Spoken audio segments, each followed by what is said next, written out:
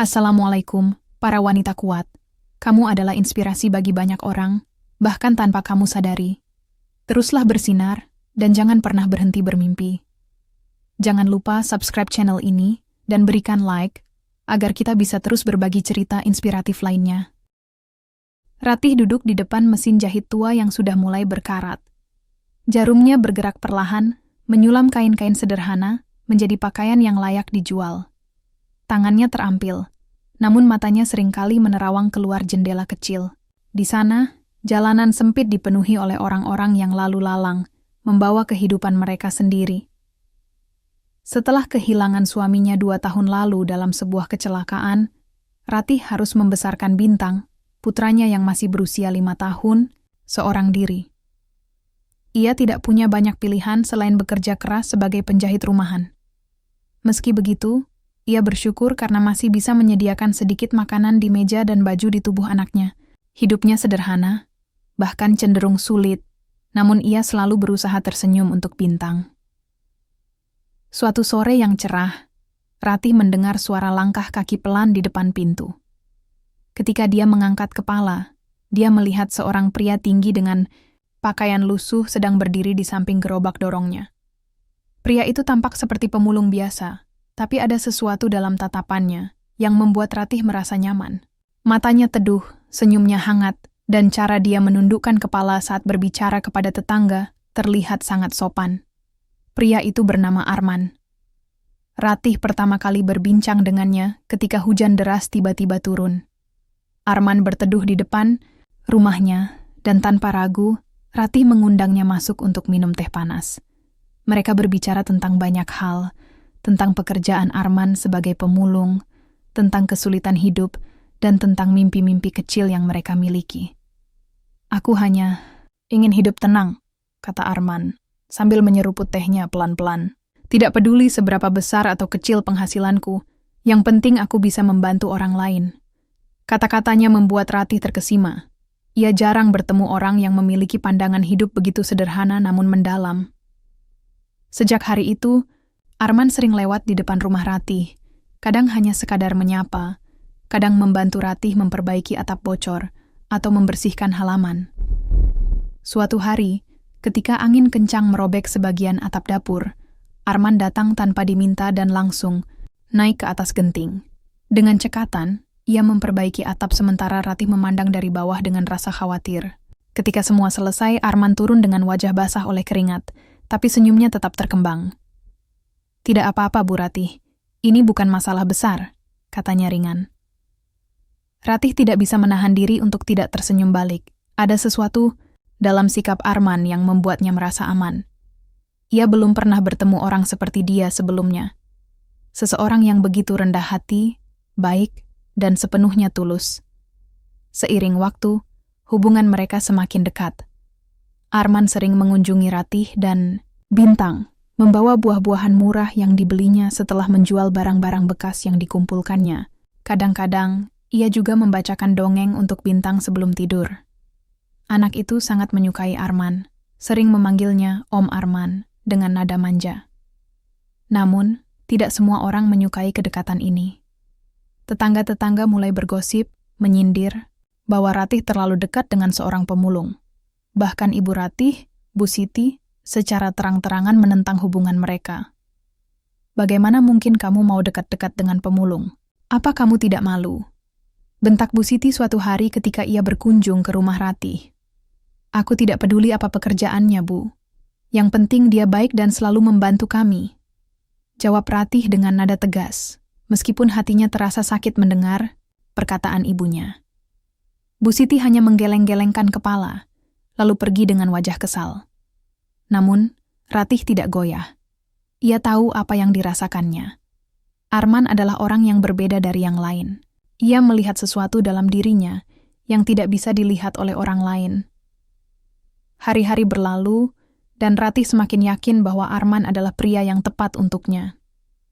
Meski hidup mereka penuh keterbatasan, ada kehangatan dan ketulusan yang membuat segalanya terasa lebih mudah. Ratih tidak tahu apa yang akan terjadi di masa depan, tapi satu hal yang ia yakini, ia tidak akan menyesal mencintai Arman. Hubungan antara Ratih dan Arman semakin serius. Mereka tidak hanya berbagi cerita dan tawa, tetapi juga saling mendukung dalam kehidupan sehari-hari. Arman selalu ada di sisi Ratih, membantu pekerjaan rumah yang berat, mengantar Bintang ke sekolah, jika Ratih terlalu sibuk dengan pesanan jahitan, bahkan kadang membawa pulang bahan makanan ketika Ratih kehabisan uang untuk belanja. Namun, meski hubungan mereka penuh kehangatan, tekanan dari luar terus datang. Tetangga-tetangga mulai lebih berani menyindir Ratih secara langsung. Ada yang mengatakan bahwa Ratih terlalu cantik untuk seorang pemulung. Ada pula yang menyebut bahwa ia hanya kasihan pada Arman. Gosip itu membuat Ratih merasa tidak nyaman, tapi ia mencoba mengabaikannya demi kebahagiaan anaknya dan perasaannya. Sendiri, Ibu Siti, Ibu Ratih, adalah orang yang paling keras menentang hubungan tersebut. Suatu hari, ia datang lagi ke rumah Ratih dengan wajah marah. Di tangannya, ia membawa koran-koran bekas yang katanya dibuang oleh Arman. "Lihat ini!" bentak Bu Siti sambil melempar koran-koran itu ke lantai. "Pemulung macam dia hanya akan membebani hidupmu, Ratih. Apa kamu tidak malu? Kamu janda muda, masih punya masa depan. Tapi kamu malah memilih hidup bersama sampah." Ratih menundukkan kepala, matanya berkaca-kaca. Ia ingin membela Arman, tapi kata-kata ibunya begitu menusuk hingga sulit untuk menjawab. Namun, sebelum ia bisa berkata apa-apa, Bintang masuk ke ruangan dengan wajah polos. "Om, Arman baik, Nek," kata Bintang tanpa ragu. "Dia selalu bantu aku sama Mama." Bu Siti hanya mendengus kesal, lalu meninggalkan rumah dengan langkah besar-besar. Ratih duduk di kursi, memegang tangan Bintang erat-erat. Ia merasa lelah, tapi juga bersyukur karena memiliki anak yang begitu mencintai Arman. Meski banyak rintangan, Ratih dan Arman akhirnya memutuskan untuk menikah. Bagi Ratih, cinta adalah tentang dukungan dan ketulusan, bukan tentang status sosial atau materi. Ia yakin bahwa Arman adalah pria yang tepat untuknya dan Bintang. Bagi Arman, pernikahan ini adalah cara untuk membuktikan bahwa ia serius dengan Ratih dan akan selalu melindungi mereka. Pernikahan mereka dilangsungkan dengan sangat sederhana. Hanya beberapa kerabat dekat Ratih yang hadir, sementara Arman tidak mengundang siapapun dari keluarganya. Ketika Ratih bertanya mengapa, Arman hanya tersenyum dan berkata, "Keluargaku sudah lama tidak ada. Sekarang, kalian berdua, kamu dan Bintang, adalah keluarga baruku." Hari pernikahan itu menjadi salah satu momen paling bahagia dalam hidup Ratih. Meski tidak ada kemewahan atau pesta besar, cinta di antara mereka begitu nyata. Ratih mengenakan kebaya sederhana yang ia sulam sendiri, sementara Arman tampak rapi dengan baju batik pinjaman dari temannya. Namun, kebahagiaan itu tidak berlangsung lama setelah acara selesai. Keluarga Ratih, terutama kakak-kakaknya, mulai menunjukkan penolakan yang lebih terang-terangan. Salah satu saudara Ratih, Rina, bahkan datang ke rumah mereka beberapa hari setelah pernikahan. "Apa kamu benar-benar pikir dia akan bisa memberimu kehidupan yang layak?" tanya Rina dengan nada sinis.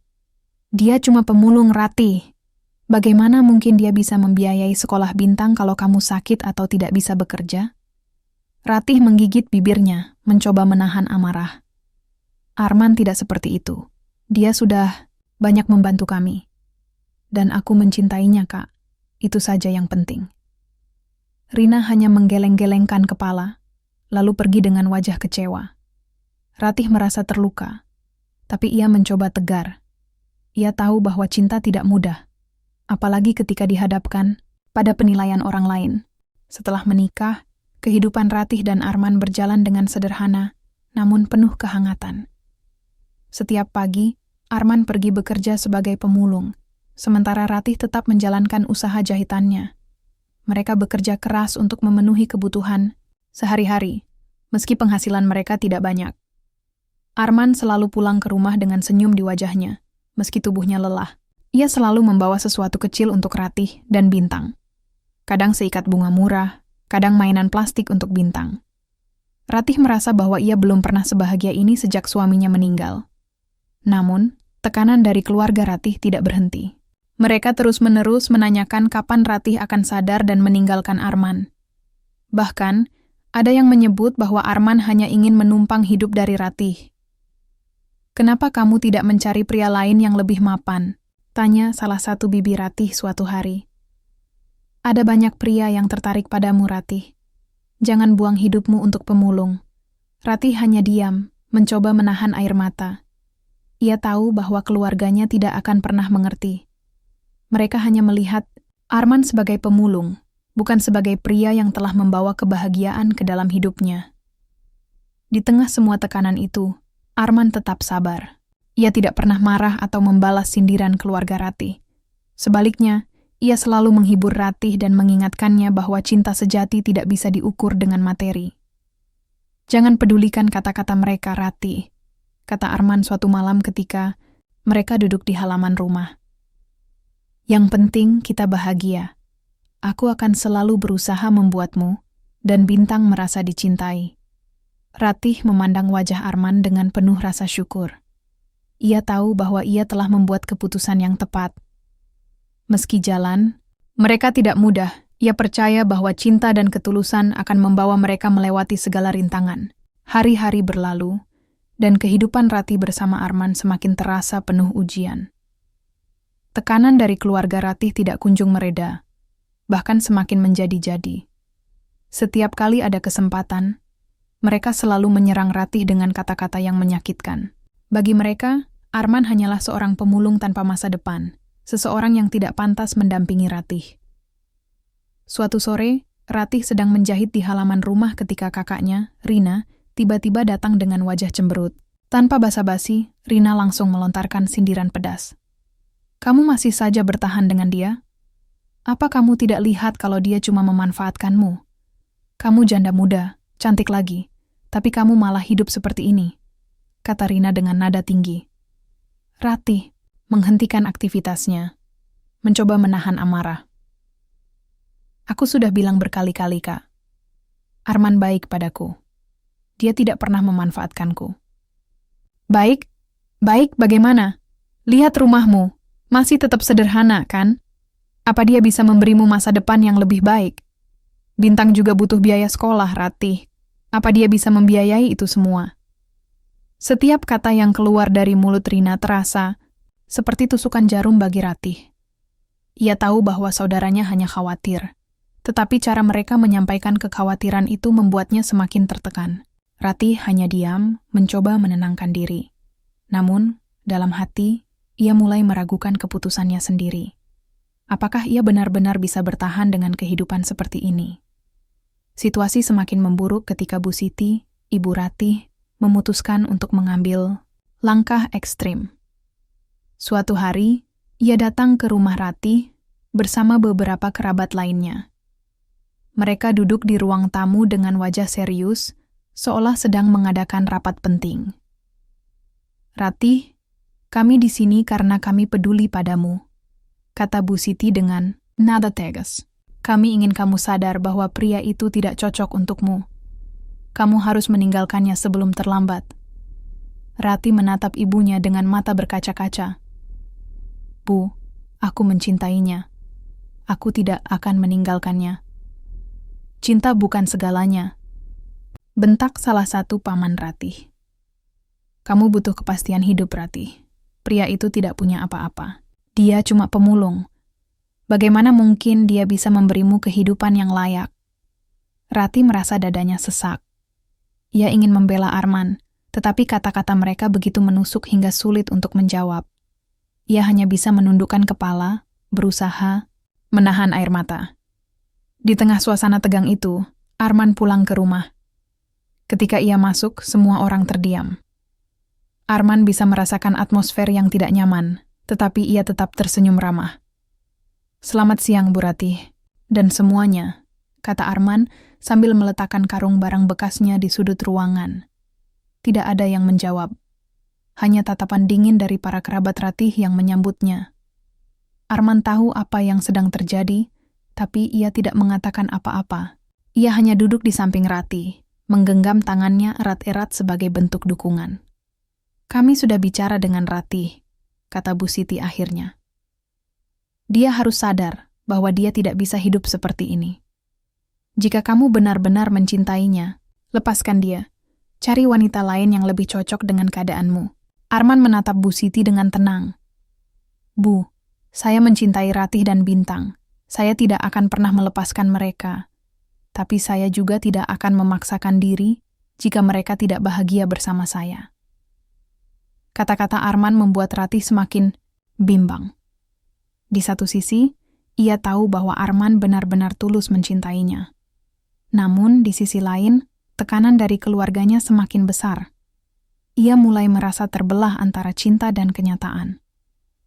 Meski situasi semakin sulit, Arman tidak pernah menyerah. Ia mencoba melakukan yang terbaik untuk membantu Ratih dan Bintang, meskipun tanpa sepengetahuan Ratih. Suatu malam, setelah Ratih tertidur, Arman diam-diam menyelipkan sejumlah uang ke dalam laci meja Ratih. Uang itu cukup untuk membeli kebutuhan sekolah Bintang. Keesokan harinya, Ratih menemukan uang tersebut. Ia terkejut dan segera bertanya kepada Arman. "Ini dari mana?" tanya Ratih dengan nada heran. "Itu hasil penjualan barang-barang kemarin," jawab Arman dengan santai. "Aku pikir kita bisa gunakan itu untuk kebutuhan Bintang." Ratih menatap Arman dengan penuh rasa syukur. Meski Arman tidak banyak bicara, ia selalu berusaha membantu dengan caranya sendiri. Ratih merasa lega, tapi juga semakin bingung. Ia tahu bahwa Arman bekerja keras untuk mereka, tetapi tekanan dari keluarganya semakin membuatnya ragu. Puncak, konflik terjadi ketika Bu Siti dan keluarga lainnya memutuskan untuk mengucilkan Ratih. Mereka tidak lagi mengundangnya ke acara keluarga atau bahkan berbicara dengannya. Ketika Ratih mencoba mendekati mereka selalu menghindar atau memberikan alasan. "Aku tidak mau melihatmu sampai kamu sadar, Ratih," kata Bu Siti suatu hari ketika Ratih menemuinya. "Aku tidak bisa melihat anakku hidup seperti ini." Ratih pulang ke rumah dengan hati hancur. Ia merasa ditinggalkan oleh keluarga sendiri. Malam itu, ia menangis di pelukan Arman. Untuk pertama kalinya, ia merasa bahwa cinta saja mungkin tidak cukup untuk menghadapi semua ini. "Kenapa semuanya begitu sulit, Man?" tanya Ratih dengan suara bergetar. Arman hanya memeluknya erat. "Aku tahu ini berat, Ratih, tapi aku janji, aku akan selalu ada untukmu. Kita pasti bisa melewati ini bersama-sama." Namun, dalam hati Ratih, keraguan mulai tumbuh. Apakah ia benar-benar bisa bertahan dengan kehidupan seperti ini? Apakah cinta saja cukup untuk menghadapi semua tekanan ini? Hari-hari berikutnya berjalan dengan suasana yang semakin suram bagi Ratih. Tekanan dari keluarga dan rasa ragu dalam dirinya membuatnya semakin tertekan. Ia mulai merenung tentang keputusan hidupnya. Bertanya-tanya apakah ia benar-benar bisa bertahan dengan Arman di tengah semua hinaan dan penolakan dari orang-orang terdekatnya. Suatu pagi, Ratih sedang berbelanja di pasar untuk membeli bahan makanan. Ketika ia sedang memilih sayuran, pandangannya tiba-tiba tertuju pada sosok yang sangat dikenalnya, Arman. Namun, ada sesuatu yang aneh. Arman tidak mengenakan pakaian lusuh seperti biasanya. Ia terlihat rapi dengan kemeja putih dan celana panjang hitam. Penampilannya jauh lebih bersih dan berwibawa dibandingkan biasanya. Ratih mencoba meyakinkan diri bahwa itu hanya ilusi atau kesalahpahaman. Tapi ketika ia melihat lebih dekat, ia yakin bahwa itu benar-benar Arman. Arman tampak sedang berbincang dengan seorang pria berjas yang tampak profesional. Mereka berdiri di depan sebuah mobil mewah, dan Arman terlihat begitu percaya diri, sangat berbeda dari sikapnya yang biasa sederhana dan rendah hati. Ratih merasa bingung dan penasaran. Ia memutuskan untuk mengikuti Arman tanpa sepengetahuannya. Setelah berbincang sejenak dengan pria berjas itu, Arman masuk ke dalam gedung megah bertuliskan PT Plastindo Jaya di pintu masuknya. Ratih terkejut. Perusahaan itu adalah salah satu perusahaan plastik terbesar di kotanya. Ratih menunggu di luar gedung selama beberapa saat, hatinya dipenuhi oleh pertanyaan-pertanyaan. Apa yang Arman lakukan di sini? Kenapa dia berpakaian begitu rapi? Dan kenapa dia masuk ke gedung perusahaan besar ini? Setelah beberapa menit, Ratih memberanikan diri masuk ke dalam gedung. Ia mengikuti petunjuk arah menuju ruang direktur. Saat ia sampai di depan pintu kaca besar dengan nama Direktur Utama, Arman Wijaya. Tertulis di atasnya. Jantungnya berdegup kencang. Dengan ragu-ragu, ia membuka pintu. Di dalam ruangan itu, ia melihat Arman duduk di kursi besar di balik meja kerja yang megah. Pria itu tampak sangat berbeda. Rambutnya tersisir rapi, wajahnya bersih, dan caranya berbicara kepada seorang karyawan terlihat sangat profesional. "Arman?" panggil Ratih dengan suara gemetar. Arman langsung menoleh. Matanya melebar saat melihat Ratih berdiri di ambang pintu. Ia segera meminta maaf kepada karyawannya dan menyuruhnya keluar. Setelah ruangan kosong, Arman bangkit dari kursinya dan mendekati Ratih. "Ratih," katanya dengan nada cemas. "Kenapa kamu di sini?" Aku melihatmu masuk ke sini," jawab Ratih dengan suara bergetar. "Apa yang sedang terjadi, Man? Siapa dirimu sebenarnya?" Arman menghela napas panjang. Ia tahu bahwa inilah saatnya untuk mengungkapkan kebenaran. Ia menarik kursi untuk Ratih dan memintanya duduk. "Maafkan aku, Ratih," kata Arman pelan. "Aku seharusnya memberitahumu ini sejak awal. Aku bukan pemulung." Ratih menatap Arman dengan mata terbelalak. "Lalu siapa kamu?" "Aku adalah pemilik PT Plastindo Jaya," lanjut Arman. "Aku sengaja menyamar sebagai pemulung untuk menguji karakter orang-orang di sekitarku. Aku ingin tahu siapa saja yang benar-benar mencintaiku apa adanya, bukan karena hartaku." Ratih tidak bisa berkata apa-apa. Pikirannya dipenuhi oleh campuran emosi. Marah, malu, bingung, tapi juga lega. Ia tidak pernah menyangka bahwa pria yang ia nikahi selama ini ternyata memiliki rahasia sebesar ini. "Kenapa kamu tidak memberitahuku dari awal?" tanya Ratih akhirnya. Suaranya bergetar antara marah dan kecewa. "Aku takut," jawab Arman jujur. "Aku takut kalau kamu akan menolakku karena statusku. Aku ingin memastikan bahwa kamu benar-benar mencintaiku karena siapa aku, bukan karena apa yang aku miliki." Ratih menundukkan kepala, mencoba mencerna semua yang baru saja ia dengar. Hatinya campur aduk. Di satu sisi, ia merasa marah karena Arman telah membohonginya selama ini. Tapi di sisi lain, ia juga merasa lega karena Arman ternyata memiliki niat baik. "Kenapa kamu tetap mempertahankan penyamaranmu meski kita sudah menikah?" tanya Ratih lagi. "Aku ingin melihat bagaimana reaksi orang-orang di sekitarmu," jawab Arman. "Aku ingin tahu siapa yang benar-benar peduli padamu dan siapa yang hanya memanfaatkanmu. Sayangnya, banyak dari mereka hanya melihat status sosial, bukan hati." Setelah mendengar pengakuan Arman, Ratih merasa bimbang. Ia tidak tahu harus merasa apa. Di satu sisi, ia merasa lega karena Arman ternyata adalah pria yang sukses dan mapan. Tapi di sisi lain, ia merasa marah karena Arman telah menyembunyikan hal penting darinya. "Kenapa kamu tidak pernah memberitahuku tentang ini?" tanya Ratih lagi, kali ini dengan nada lebih tegas. "Aku takut kamu akan berubah," jawab Arman dengan nada lembut. "Aku takut kamu akan mulai melihatku berbeda. Aku ingin hubungan kita tetap seperti dulu, sederhana dan tulus." Ratih diam sejenak. Ia tahu bahwa Arman tidak bermaksud buruk. Namun pengakuan ini membuatnya merasa seperti hidup dalam dunia yang tidak nyata. Selama ini, ia merasa menjadi istri seorang pemulung yang hidup dalam keterbatasan. Ternyata, suaminya adalah seorang bos perusahaan besar yang memiliki segalanya. "Aku butuh waktu untuk memikirkan ini," kata Ratih akhirnya, lalu berdiri dan meninggalkan ruangan. Di perjalanan pulang, Ratih terus memikirkan semua yang baru saja ia alami. Ia ingat betapa tulusnya Arman selama ini, betapa sabarnya dia menghadapi hinaan keluarganya, dan betapa kerasnya dia bekerja untuk membantu Ratih dan Bintang. Meski Arman telah menyembunyikan identitas aslinya, Ratih tahu bahwa cintanya tulus. Namun, ada juga rasa marah yang sulit ia hilangkan. Ia merasa bahwa Arman seharusnya lebih terbuka padanya sejak awal. Hubungan yang dibangun di atas kebohongan, meskipun dengan niat baik, tetaplah hubungan yang rapuh. Ketika ia tiba di rumah, Bintang langsung berlari ke arahnya dengan wajah ceria.